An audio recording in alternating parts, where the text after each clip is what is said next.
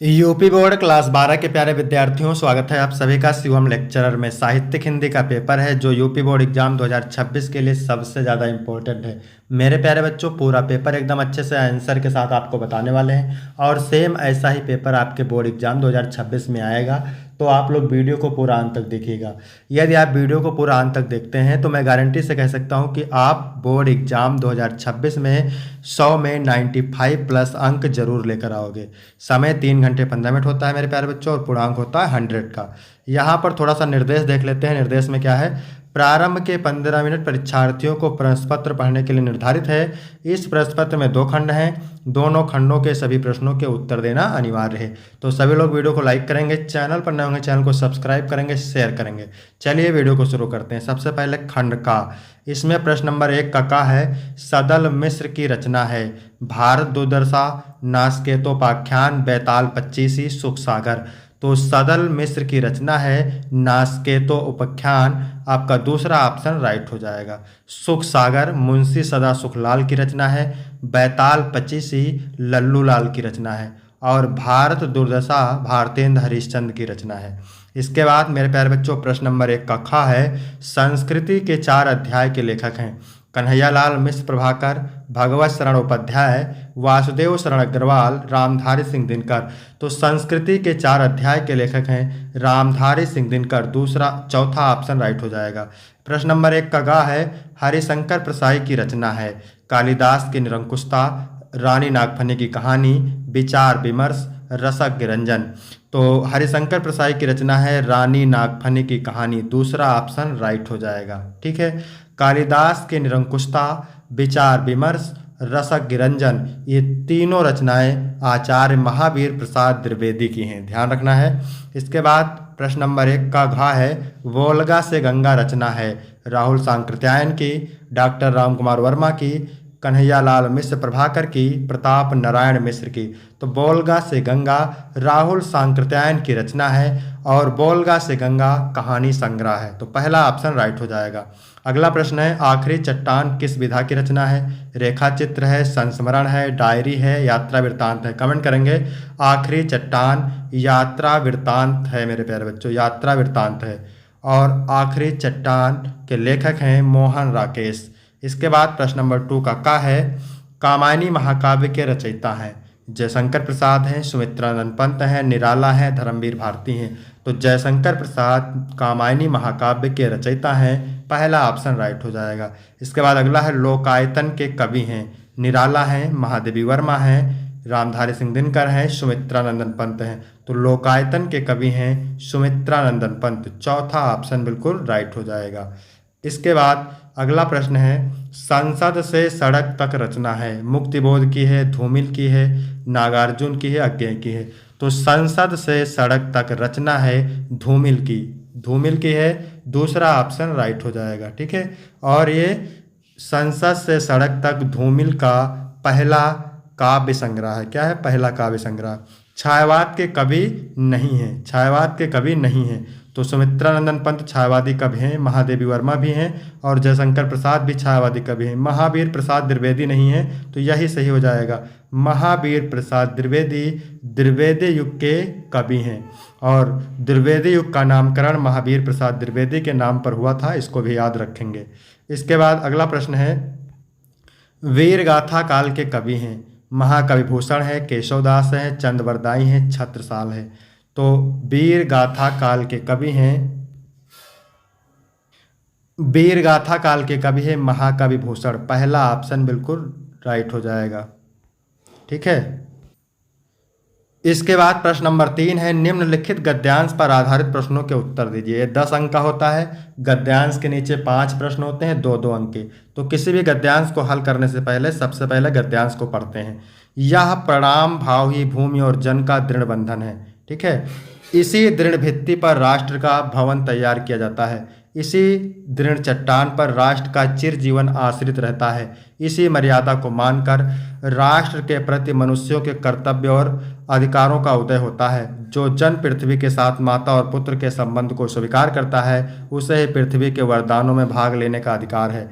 माता के प्रति माता के प्रति अनुराग और सेवा भाव पुत्र का स्वाभाविक कर्तव्य है। वह एक निष्कारण धर्म है। स्वार्थ के लिए पुत्र का माता के प्रति पुत्र के आधा स्थान पतन को सूचित करता है। जो जन मातृभूमि के साथ अपना संबंध जोड़ना चाहता है उसे अपने कर्तव्यों के प्रति पहले ध्यान देना चाहिए। तो मैं आपको बता दूं, देखिए, जहाँ पर मिल जाए आपको राष्ट्र शब्द मिल जाए, जन शब्द मिल जाए, भूमि शब्द मिल जाए, पृथ्वी शब्द मिल जाए, माता शब्द मिल जाए, ठीक है, पुत्र शब्द मिल जाए, मातृभूमि शब्द मिल जाए, तो आपको समझ जाना है कि ये राष्ट्र का स्वरूप चैप्टर से लिया गया है। तो पहला क्वेश्चन पूछेगा, प्रस्तुत गद्यांश के पाठ और लेखक का नाम। तो पाठ का नाम राष्ट्र का स्वरूप है, लेखक का नाम है डॉक्टर वासुदेव शरण अग्रवाल। इसके लिए आपको 2 अंक मिलेंगे। फिर है दूसरा, रेखांकित अंश की व्याख्या। तो व्याख्या किसकी करना है? जिसकी रेखा खींची हुई है, यहाँ से लेकर के और यहाँ तक की, इसकी करना है आपको व्याख्या। तो चलिए देखते हैं व्याख्या। वासुदेव शरण अग्रवाल जी कहते हैं कि जो लोग पृथ्वी को अपनी माँ के रूप में स्वीकार करते हैं, केवल वही लोग उनकी सभी भौतिक और प्राकृतिक संपदाओं का लाभ पाने का अधिकार रखते हैं। माँ के प्रति स्नेह और सेवा करना पुत्र का प्राकृतिक कर्तव्य होता है। यह एक ऐसा धर्म है जिसे बिना किसी स्वार्थ के निभाना चाहिए। अगर कोई पुत्र स्वार्थ के लिए अपनी माँ से प्रेम करता है तो यह उसकी नैतिक गिरावट को दर्शाता है। इसके बाद तीसरा प्रश्न है, पृथ्वी के साथ किस प्रकार का संबंध रखना चाहिए? तो अभी आपने आंसर पढ़ा था, पृथ्वी के साथ माता और पुत्र का संबंध रखना चाहिए। यह संबंध प्रेम, आदर और सेवा से भरा होना चाहिए। अगला प्रश्न है, राष्ट्र का भवन किस पर आधारित होता है? तो राष्ट्र का भवन उस दृढ़ भित्ति, मजबूत आधार पर आधारित होता है जो भूमि और जन के बीच के प्रेम और समर्पण के रिश्ते से बनती है। इसके बाद में अगला प्रश्न है, राष्ट्र के प्रति जन का कर्तव्य क्या है? तो राष्ट्र के प्रति जन का कर्तव्य है कि वह अपनी मातृभूमि के प्रति प्रेम और सेवा भाव रखे, उसे अपने स्वार्थ से ऊपर रखे और उसके संरक्षण व समृद्धि के लिए कार्य करे। देखिए, अथवा करके 2 पूछता है, आपको 1 करना रहता है। तो चलिए अथवा वाला भी देखते हैं, ठीक है। भगवान बुद्ध ने मार विजय के बाद वैरागियों की पलटन खड़ी की थी। असल में मार मदन का भी नामांतर है। कैसा मधुर और मोहक साहित्य उन्होंने दिया, पर ना जाने कब यक्षों के ब्रजपाणि नामक देवता इस वैराग्य प्रवण धर्म में घुसे और बोधिसत्वों के शिरोमणि बन गए। फिर ब्रजायन का अपूर्व धर्म मार्ग प्रचलित हुआ। त्रिरत्नों में मदन देवता ने आसन पाया।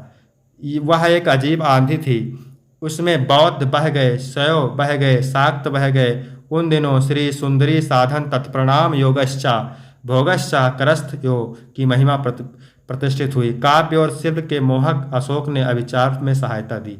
ठीक है, तो ये देखिए पहला क्वेश्चन पूछ रहा है, उपयुक्त गद्यांश के पाठ और लेखक का नाम। तो पाठ का नाम अशोक के फूल, लेखक का नाम है आचार्य हजारी प्रसाद द्विवेदी। ठीक है, इसके बाद दूसरा है रेखांकित अंश की व्याख्या। तो व्याख्या किसकी करना है, यहाँ पर देख सकते हैं, श्री सुंदरी साधन तत्प्रणाम योगश्चा भोगश्चा करस्त योग, इसकी करना है आपको व्याख्या। तो चलिए देखते हैं इसकी व्याख्या। बौद्ध धर्म में कालांतर में आए परिवर्तनों का उल्लेख करते हुए लेखक का कहना है कि बौद्ध धर्म में बाद में सुंदरी का योग भोग का साधन समझा गया। भगवान बुद्ध ने मार विजय के बाद क्या किया? तो भगवान बुद्ध ने मार विजय के बाद वैरागियों की पलटन खड़ी की थी। आपने अभी पैराग्राफ में पढ़ा था, बस आपको पैराग्राफ अच्छे से पढ़ना, आंसर मिल जाएगा। बोधिसत्वों का शिरोमणि कौन बन गया? वज्रपाणि। ठीक है, वज्रपाण नामक देवता बोधिसत्वों के शिरोमणि बन गए। बोधिसत्व और अभिसार शब्दों का अर्थ, बोधिसत्व का अर्थ होता है इस संसार रूपी सत्य का बोध हो गया है। अभिसार का मतलब होता है टोना टोटका या झाड़ फूंक। इसके बाद प्रश्न नंबर 4 है, ये भी क्या कह रहा है, निम्नलिखित पद्यांश पर आधारित प्रश्नों के उत्तर दीजिए। ये भी 10 अंक का होता है। कोई प्यारा कुसुम कुमला गेह में जो पड़ा हो। राधा पवन से कहती है, पवन मथुरा पहुँचना, और मथुरा पहुंच करके यदि वहाँ पे कोई प्यारा फूल मुरझाया हुआ घर में पड़ा हो तो प्यारे के चरण में ला डाल देना उसी को, तो उसे ला करके श्री कृष्ण के चरणों में डाल देना। यों देना ये पवन बतला, इस प्रकार ये पवन तुम उन्हें बता देना कि फूल सी एक बाला, फूल के समान एक बाला यानी बालिका राधा मलाना हो, मलिन हो करके कमल पग, आपके कमल पग को चूमना चाहती है। तो आपने इसको पढ़ा होगा। उपयुक्त पद्यांश के शीर्षक और कवि का नाम, शीर्षक का नाम पवन दूत का और कवि का नाम अयोध्या सिंह उपाध्याय हरिओत। फिर रेखांकित अंश की व्याख्या, तो व्याख्या मैंने पूरी आपको बता ही दिया है। फिर अगला है, राधा पवन दूतका से मुरझाए हुए पुष्प को कहाँ डाल देने के लिए कह रही है? तो राधा पवन दूतका से कह रहे हैं कि मुरझाए हुए पुष्प को श्री कृष्ण के चरणों में डाल देना। इसके बाद अगला प्रश्न है, मुरझाए हुए पुष्प को उपमा किससे की गई है? मुरझाए हुए पुष्प की उपमा राधा के मुरझाए हुए और उदास मन से की गई है। इसके बाद अगला प्रश्न है, श्री कृष्ण के कमल के समान कोमल चरणों को कौन चूमना चाहता है? तो राधा चूमना चाहती है। फिर अथवा करके दिया हुआ है, इसको भी देखते हैं। पहला देखिए, यहाँ पर प्रश्न देख लें क्या पूछ रहा है। उपयुक्त पद्यांश के पाठ और रचयिता का नाम। ठीक है, तो पाठ का नाम है गीत लहर, काव्य संग्रह से लिया गया है। कवि का नाम है जयशंकर प्रसाद। अब पूछ रहा है रेखांकित अंश की व्याख्या, तो चलिए देख लेते हैं इसकी व्याख्या। ठीक है, बेटी विबावरी जागरी। ठीक है, एक सखी अपनी दूसरी सखी से कहती है कि हे सखी, रात बीत गई है, अब तेरा जागना ही उचित है। अंबर पनघट में डुबो रही तारा घट उषा नागरी। ठीक है, अंबर पनघट में डुबो रही तारा घट उषा नागरी। गगन रूपी पनघट में उषा रूपी चतुर्नायिका। ठीक है, गगन रूपी पनघट में उषा रूपी चतुर्नायिका। ठीक है, अंबर पनघट मतलब गगन रूपी पनघट में, उषा नागरी उषा रूपी चतुर्नायिका, तारे रूपी घड़े को डुबो रही मतलब डुबो रही है। ठीक है, खग कुल कुल सा बोल रहा है, यानी पक्षियों का समूह कलरव कर रहा है। किसलय का आंचल डोल रहा है, नए पत्तों का आंचल हिल रहा है। ठीक है, ये सब ऐसी व्याख्या है, आप पढ़े होंगे इसको। फिर अगला प्रश्न देखिए यहाँ पे क्या कह रहा है, आकाश रूपी पनघट पर कौन तारा रूपी घड़े को डुबो रहा है? तो आकाश रूपी पनघट पर उषा रूपी नायिका तारा रूपी घड़े को डुबो रही है। खग कुल कुल सा बोल रहा पंक्ति में कौन सा अलंकार है? तो खग कुल कुल सा बोल रहा पंक्ति में कुल शब्द 3 बार आया है। प्रथम प्रयोग में कुल का अर्थ समूह है, जबकि दूसरे एवं तीसरे प्रयोग में कुल का अर्थ कलरव है। ठीक है, तो यहाँ पर 3 बार जो है देखिए आया हुआ है। प्रथम प्रयोग में कुल का अर्थ क्या है? समूह है। ठीक है, समूह है, जबकि दूसरे एवं तीसरे प्रयोग में कुल का अर्थ कलरव है, तो यहाँ पर यमक अलंकार है। इसके बाद है, इस काव्यांश में किस समय का वर्णन किया गया है? तो प्रातःकालीन सौंदर्य का वर्णन किया गया है। इसके बाद 5 का नंबर है, निम्नलिखित में से किसी एक लेखक का साहित्यिक परिचय देते हुए उनकी भाषा शैली पर प्रकाश डालिए। 80 शब्द में लिखना, 5 अंक का है। वासुदेव शरण अग्रवाल, एपीजे अब्दुल कलाम, हजारी प्रसाद द्विवेदी, तीनों मोस्ट इंपॉर्टेंट है, तो इसको पढ़िएगा आप। इसके बाद है, कवि का साहित्यिक परिचय देते हुए उनकी कृतियों पर प्रकाश डालिए, तो ये भी 80 शब्द में है, 5 अंक का है। भारतेंद्र हरिश्चंद्र, हजारी प्रसाद द्विवेदी, महादेवी वर्मा, मोस्ट इंपॉर्टेंट है। इसके बाद है, बहादुर कहानी के आधार पर बहादुर का चित्रण। ठीक है, 80 शब्द में है, 5 अंक का है। अथवा करके दिया, पंचलाइट अथवा खून का रास्ता, कहानी के उद्देश्य पर प्रकाश डालिए, तो इसे आप तैयार करेंगे, मोस्ट इंपॉर्टेंट है। इसके बाद है, 100 पठित खंडकाव्य के आधार पर किसी एक खंडकाव्य के एक प्रश्न का उत्तर लिखिए। 80 शब्द में होता है, 5 अंक का होता है, और एक खंडकाव्य अलग अलग जिले के लिए अलग अलग होता है, तो इसको आप तैयार करेंगे। इसके बाद है खंड खा। प्रश्न नंबर 8 का है, निम्नलिखित संस्कृत गद्यांशों में से किसी एक का संदर्भ सहित हिंदी में अनुवाद कीजिए। 7 अंक का होता है, 2 अंक संदर्भ के लिए, 5 अंक अनुवाद के लिए। चलिए इसका अनुवाद पढ़ते हैं। तदा कदाचित द्वारपाल आगत्य महाराजम भोजपरा। तब किसी द्वारपाल ने आकर के महाराज भोज से कहा, देव कोपिनावशेषो विद्वान द्वार वर्तते इति। लंगोटी मात्र पहने एक विद्वान द्वार पर खड़ा है। राजा प्रवेशायत, राजा ने कहा उसे अंदर लाओ। ततः प्रविष्टा, तब अंदर आकर के सा कवि, उस कवि ने भोजम आलोक के महाराज भोज की ओर देख करके कहा, अद माने आज, मैं दरिद्रो नाशो भविष्यति, आज मेरी दरिद्रता का नाश हो जाएगा। मत्तो मैंने ऐसा मान करके, तुष्टो मैंने संतुष्ट होकर के, हर्ष सोण विमोच खुशी के आंसू बहाए। राजा तमालोक के, राजा ने उसकी ओर देख करके कहा, कवि किम रोदसित, कवि तुम क्यों रोते हो? ततः कविराह राजन, तब कवि ने कहा, राजन अकड़ मद ग्रह स्तम, मेरे घर की दशा को सुनिए। यहाँ पर संदर्भ देख सकते हैं। प्रस्तुत गद्यांश हमारी पाठ्यपुस्तक संस्कृत के भौजस्योदारम नामक पाठ से अवतरित है। फिर अथवा करके दिया हुआ है, इसको भी पढ़ते हैं। संस्कृतस्य साहित्यम सरसम व्याकरणम चा सुनिश्चितम। संस्कृत का साहित्य सरस और व्याकरण सुनिश्चित है। तस्य गद्य पद्य चा ललित भाव बोध सामर्थ्य अद्वितीय श्रुत माधुर्य चा वर्तते। इसके गद्य और पद्य में ललित भावों को समझने की शक्ति और सुनने की अद्वितीय मधुरता है। किम महीना चरित्र निर्माणार्थ यदर्शी सत्य प्रेरणा संस्कृत वांग्यम ददात। अधिक कहने से क्या, चरित्र के निर्माण में जैसी सत्य प्रेरणा संस्कृत साहित्य देता है, ना तादर्शी किंचित अन्य, वैसी प्रेरणा कोई भी साहित्य नहीं देता है। मूलभूत मानवीय गुणों की आदर्शी विवेचना संस्कृत साहित्य वर्तते नायत तादर्शी।